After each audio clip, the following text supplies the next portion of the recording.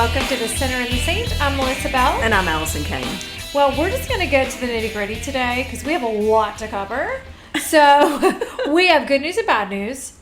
Maybe not bad news, but we're taking a break because we literally just had to sit here and tell each other what day it was and what month it was. Like, it has been a wild, wild summer. It has. And we usually take a month in the summer for a summer sabbatical, and we did not do that this summer for whatever reason. Why didn't we? I'm not sure, but we plugged on through the summer, and so we're taking a fall sabbatical. I think God knew we needed a fall sabbatical before we did. Probably. He always does. He always does. So while the month of September is passing and you don't see any new updates, there are plenty of episodes, like 245 to be exact. Yes. You can go back and binge watch them. Absolutely. And then also, did you know that there's like a blog page on our website? Probably not, but if you go to sinnerandthesaint.com and click on blog, I am actually blogging again, which I have not felt compelled to blog in a really long time, but I stumbled across this beautiful benediction in Scripture. And a lot of times these are words that are spoken over people at the end of something, usually at church and or some sort of service, right? The pastor or somebody speaks these words over, and oftentimes they are from Scripture, and they're found at the end of letters from Paul and Jude and other people. And I decided the words were so beautiful that I did a search of all the benedictions in Scripture. And so for 14 weeks, this is, I don't know what week we're on now, but you can go to you can click on blog and find out. Start in the beginning if you'd like, but I'm going through and just kind of sharing what stands out to me in those beautiful words of the benedictions of the Bible. I love that. So you can do that. Yeah. Also, this episode that we're leaving you with, I feel like it's a cliffhanger. I do too. If I'm being honest, and just so you know, we're pointing fingers at Allison because I walked in the door today and she's like, today's podcast. And normally we sit down and go, what do we want to talk about today? And she has some ideas. She said, today's podcast is. And so here we are. I did start the ball rolling with the question. I called her last week and I said, girl, there is this quote that just keeps going through my head and I'm trying to sift through it because there's part of it that is so intriguing to me. But just when I said the quote, there was a visceral reaction. Like if she were at the bar, she would just slam down a big mug and cleared the whole bar. Okay. So here's the quote. Probably, yes, that's good. I would agree with that. Yes. In my mind, that's probably what I was doing. I get pretty fired up when people don't speak truth. Or, you'll see. Yes. Okay. The truth is twisted. The truth is twisted. So I told her, I was like, listen, I had to write down this quote that I just heard because I'm trying to wrap my head around it. I'm just trying to sift through it. And the quote was, I don't want to heal because the pain is a gift.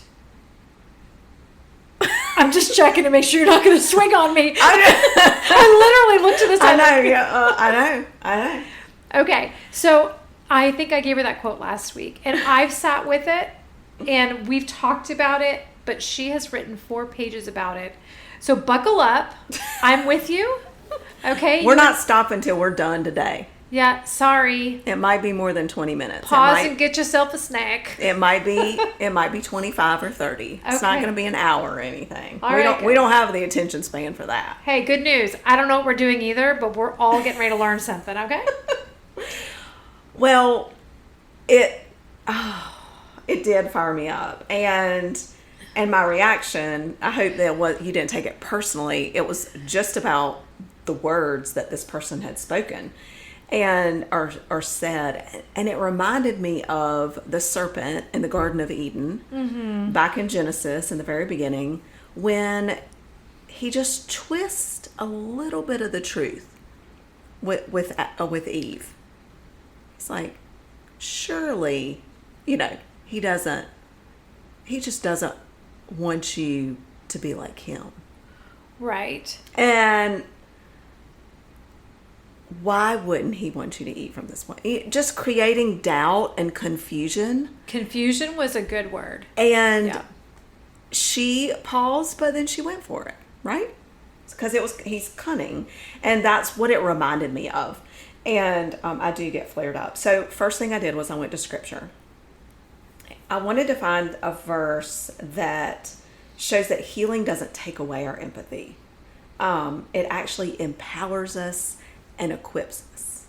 Healing. So maybe it's a good thing if we go back now, just into our conversations that we've had over the past week. Mm-hmm. So then I called Allison and I said, listen, the more because I'm just unpacking this with her conversation by conversation. Right. It's very deep and twisted. And I was like, I think sometimes I'm afraid if you heal, then I won't be able to relate to the person that's in trouble, or I won't be able to feel their pain and serve them in a good way, right? Mm-hmm. I won't be able to get into the dirt with them, was what I was saying. And then this is why she looked for this specific scripture. Yes, because that is also a lie. Straight from the pit of hell. Yes. So I landed in 1 Corinthians 1:3-5. And this is from the Message, of course. All praise to the God and Father of our Master, Jesus the Messiah, Father of all mercy, God of all healing counsel. I love it when they start just don't forget who's in charge and who he is and what he can do. He comes alongside us when we go through hard times, and before you know it, he brings us alongside someone else who is going through hard times so that we can be there for that person just as God was there for us. We have plenty of hard times that come from following the Messiah, but no more so than the good times of his healing comfort. We get a full measure of that too. So one of the gifts of God is his healing. So I think it's very understandable to be afraid that healing might change us in ways that we're not ready for. First of all, healing's scary. So it's real easy to come up with 1,000 excuses not to do it. Because Melissa and I talk about this all the time. It's really a lot hard. Of work. It's scary. It's a lot of work. It's really inconvenient and all the things. But healing doesn't erase our empathy or our compassion. It actually deepens it. Because with healing comes under a greater understanding of what we've been through. So when we are no longer stuck in our pain and destructive cycles of trauma or whatever it is, or these lies that we believe, we are actually more free in our minds and our hearts to be present and to be helpful to other people. We aren't less empathetic. We just kind of stop bleeding out when we care for other people. Mm-hmm. Does that make sense? And I used to struggle with this. I mean, it just helps us be more present and empathetic to their story instead of us dragging all of our luggage in. When we're not healed, that's what we do. Mm-hmm. It's like somebody invites you over for a beautiful buffet lunch and you bring your lunch box and pop it open on the table. Bruh, that is not the point here. Yeah. This is about me, Yeah. And that's what we do when we're not healed. But this very short verse, it's not that short, but it shows that healing doesn't take away empathy. It empowers and equips us. And God's comfort doesn't dull our compassion. It sharpens it. Mm. And I think, interestingly, this empathy extends to ourselves. It's not just for others. The empathy for ourselves grows deeper as well, because when we're healed, we begin to refrain from staying busy with so many things that we don't have to think about the painful things. We're just staying busy, keeping our blinders on, right? And we begin to finally trust that it isn't about all the things that we're doing that make God love us and give us a quality mm-hmm. and make us worthy. So it not only helps other people, but it helps us. Yeah, I do think there is still room, if done poorly, where you could come across less genuine. But that is just someone that's no longer tethered to God, right? Absolutely. I'm specifically thinking about, and so when I was referencing to her, I was like, part of the healing process is I'm afraid that like I'll lose sight of what it used to be like. And I said, kind of like when, you grew up in church, and not specifically her, but she did grow up in church, but people that have grown up in church, they don't quite understand what a 30-something-year-old woman that's coming to church for the first time feels or understands or doesn't understand. Like, it's hard for them to relate to that person because you've gone so far. You're so far ahead of the other person. And so that's what I was saying. Like, but that's an experience. It's not a pain. Yes. That's something you've lived out. When you've lived something out, that doesn't go away. Yeah, that goes back to that body keeps a scorebook. Right? Yeah. And so I'm just trying to get them to see how the enemy had weaved so many little nuances. And luckily, you guys, number one, that quote stood out to me for whatever reason. I told her I went back and listened to the podcast. I rewinded it. I'm like, I want to stop and listen to this again. It was a minute second in that podcast. Yeah. An hour and 47-minute podcast, and that is the thing that stood out to me. Why do you think so? Because I'm on a healing journey, and so the enemy is going to, she loves podcasts. I'll make sure she hears this really loud and then focuses on that. But I took that quote, I wrote it down, I said something is interesting about this to me, but I also knew something was off about this. And then what did I do? I went to wise counsel. And you sat with the Lord with it. Yes. Because I saw her journal as proof. So our scars continue to speak. And, we're not bleeding out anymore, which we shouldn't be. I mean, you don't want to bleed out. You want to, if you get a cut, you want to stitch it up. You want it to heal. You don't want the scab to remain and be continued to be in different situations, fluffed off and start to bleed again. But the scar will be there. And they continue to tell a story forever. I've got a 6-inch scar on my right leg that is from over a decade ago. People always ask me about it. I've never even noticed. I mean, it's my scar is still telling a story. And that's just a physical one. So even the ones in our hearts, the difference becomes the scars speak from a place of strength and of courage to heal, and not just from survival alone. Right? So that's one of the points. And also, I think knowing that empathy isn't entanglement. You're going to need to explain that. I know. This is weird. So, and I struggled with this a lot before my healing journey. I mean, years ago. So, healing helps us kind of differentiate what's ours and what's not. When you're walking alongside someone. This is so important because I would jump into a situation and take on this person's everything with them. And try to heal it with them. And try to heal them, try to help them, and do the work and do all the things. And that is never helpful. And it usually ends in you get to a point, a critical mass, where the only way to get out of it is to completely end the relationship, the friendship, the whatever, because you've gone too far. So healing enables us to love others without carrying their pain as our own. That's good. I don't believe I have ever carried someone's pain as my own. I'm sure that was a lie, but I'm not aware of that. You have had a lot to carry. My hands have been really full, but I totally know what you mean, because there are people that don't have quite as much chaos in their life, and so their empathy, they become so burdened by other people's things. Yes.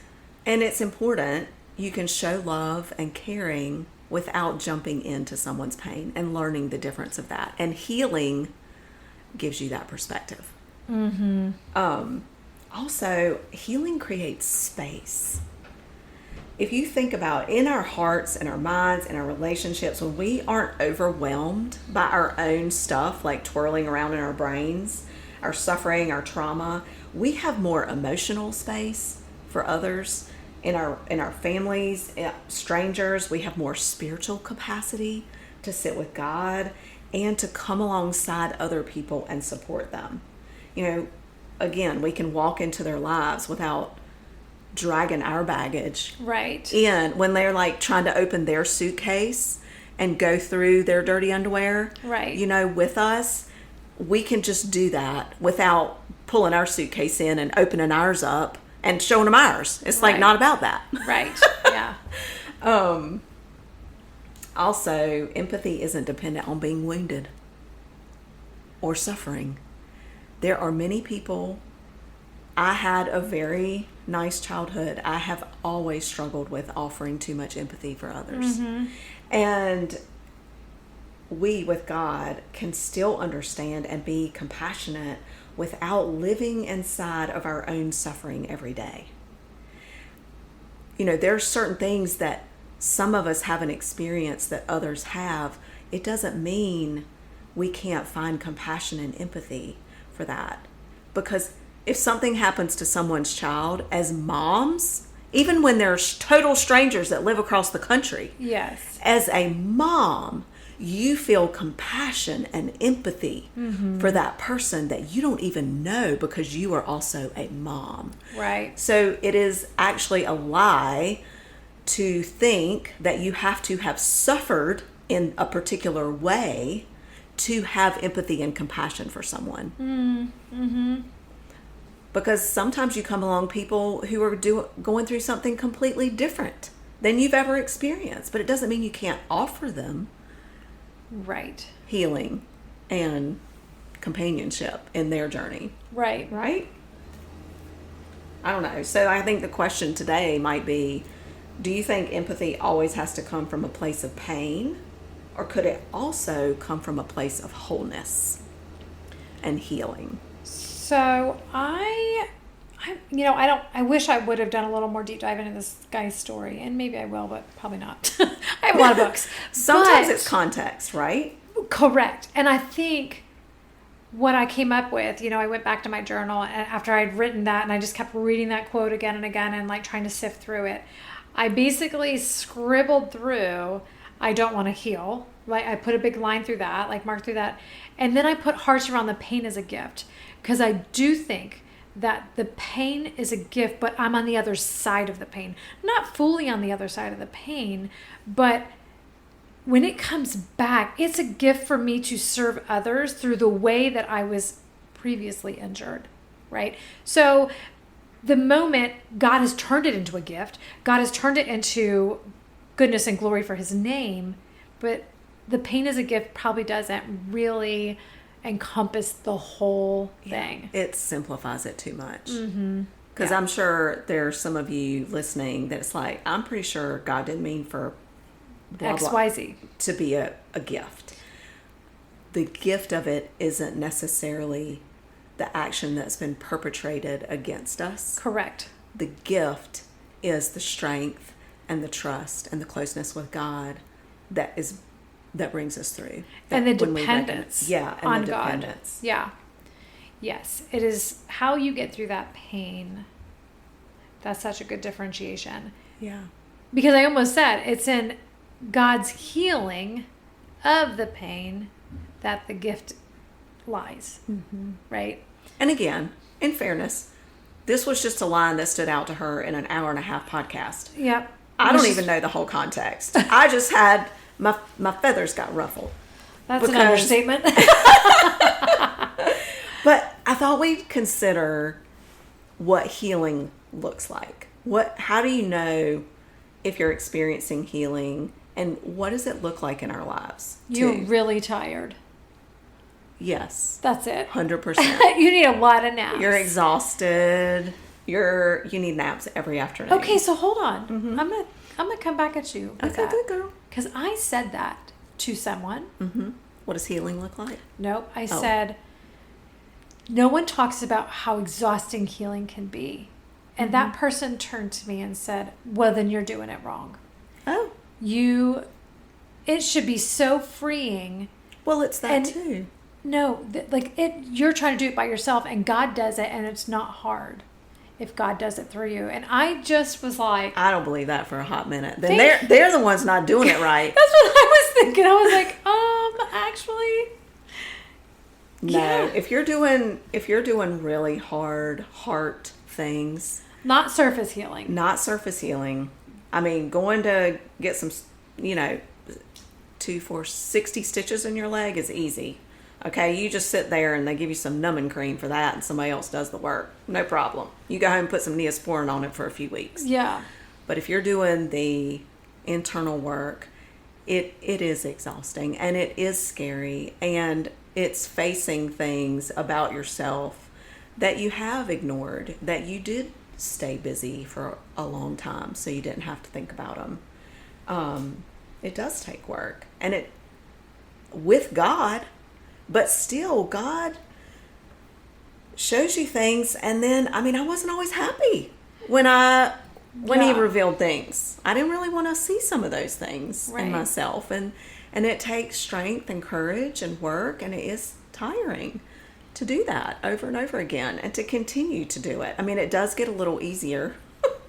You're like, oh, here we go again. Yeah. You get more into a rhythm, and I think that's what healing looks like when you're tired, right? It also might look like not doing as much as you used to do because you aren't running anymore, which is freeing, right? But after running for so many years, you realize, oh crap, I'm tired. Yeah.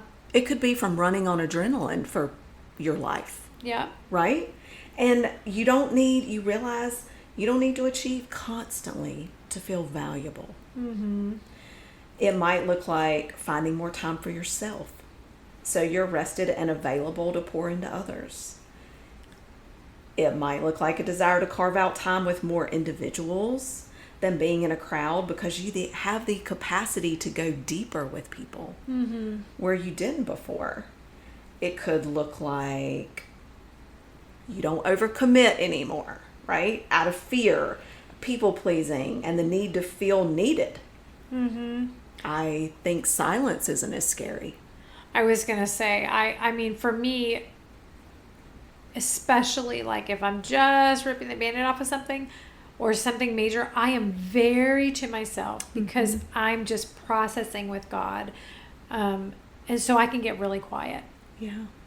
And, I think that's okay. So healing doesn't have to be loud and dramatic and like screaming on the internet and like painting everything all over the walls so everyone sees what happens. I think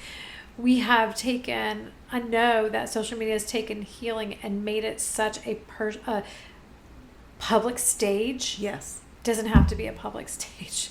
Yes. I don't think that's very helpful, actually. When we don't have to fill every space with a distraction and a noise and activity in our lives, that I think looks like healing. I mean, look at I wish that we wouldn't compare ourselves to others. If we're going to compare ourselves, what we need to do is compare ourselves to ourselves. Yep, to who you were yesterday, last month. Yes. And compare yourself to that, because comparing yourself to somebody else and their journey and what they've gone through isn't a fair comparison. Right. It's apples to oranges or apples to pomegranates versus pomegranates to pomegranates. Yeah. So I think healing looks like our empathy is more mature as well.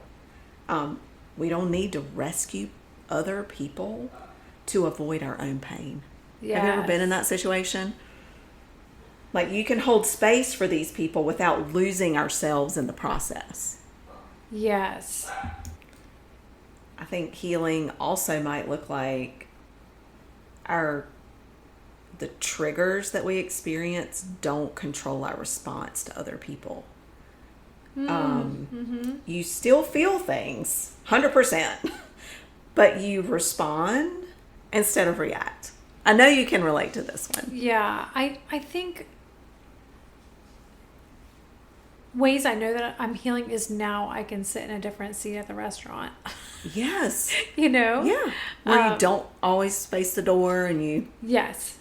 I mean, that's very rare that I can do that, but I can do that sometimes. I also think healing, we make this mistake of thinking, or maybe we get this idea from social media, that you've healed it and so now you move on and you're a better person.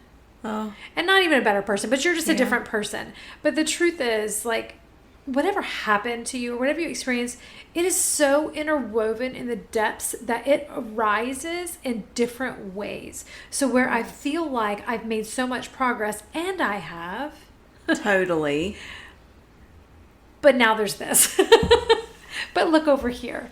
And that's okay. So, you're not doing it wrong, and you're not... and we're never done. Yes. This side of heaven, we're not done. I think recognizing that, my type A personality had to let go of that decades ago. Yeah. You never get to, like, cross it all off your list and be like, okay, I'm all good there, now moving on. Right. And if you do, and if you feel like that's the case, I'm just going to say you brush something under the rug. That's a fair... Yes. Yes. Yeah. And there are seasons of rest. Yes. Before the next whatever. But I think also healing may also look like we crave the truth, which I saw this in you. Right. Like you were like, this is my thing, and I had a freak out moment. But the truth is, I knew that you were coming from a place of love, and I knew that it was...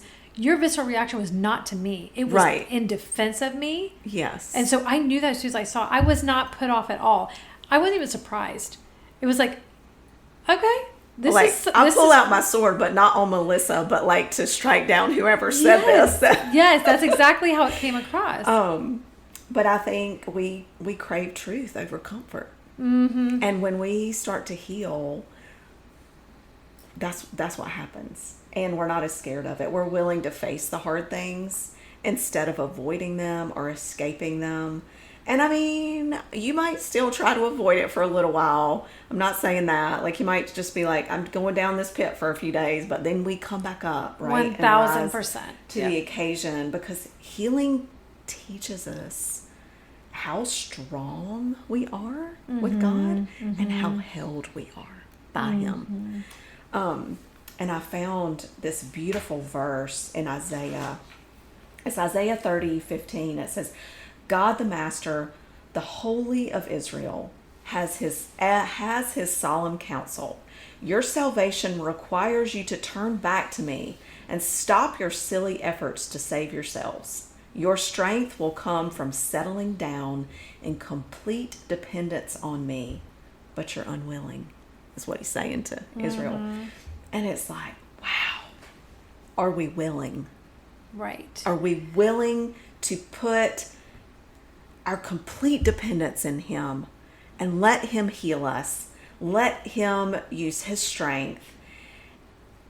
Or are we unwilling? That really hit me today. Like, does healing feel too risky? Like, we can't trust that He's going to love us if we stop performing? Or because we've learned to survive in chaos, so healing just feels like too much of the unknown that we just can't even go there? So here's what's interesting. Because I operate so well in chaos, it stands out in a crowd. So then people are drawn to me who have chaos that need controlled. And so I become the right-hand gal to whomever has chaos that they can't control, because they know I will operate well in that chaos. Right. And so, I kind of have figured this out about myself for the past 6 months. And so just pulling back from the chaos, take another step back, take another step. I can operate there, but I'm not going to operate there.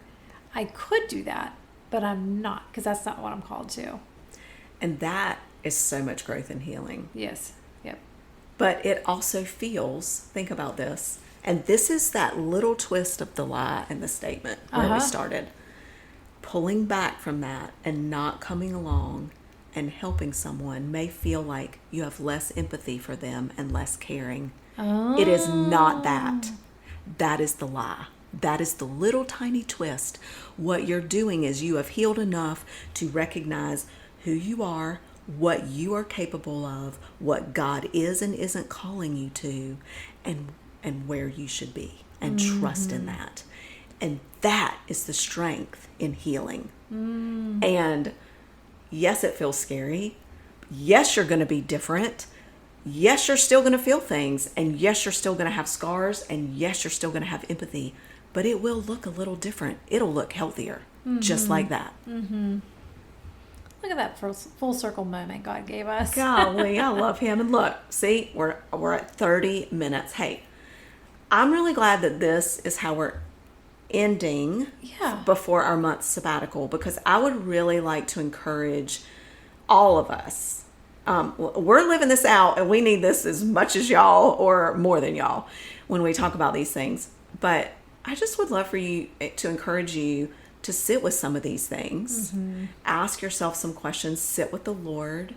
Maybe read some of those benedictions. I think reading the benedictions over the past 14 days, 2 weeks, has been settling for me and helped solidify the blessings of God. Benediction actually means, in Latin, it's 2 words, good words. Oh, I can't wait to read those. Yes. So I pray that as you, on those days when you're maybe struggling with some of this, that you'll go to some of those benedictions and be reminded of some really good words that have been spoken over you and the people of God. Anyway, hey, enjoy your month off of us, off from us. We will miss you, but we will be back at the beginning of October. Sounds good. Thanks for joining us this week on The Sinner and the Saint.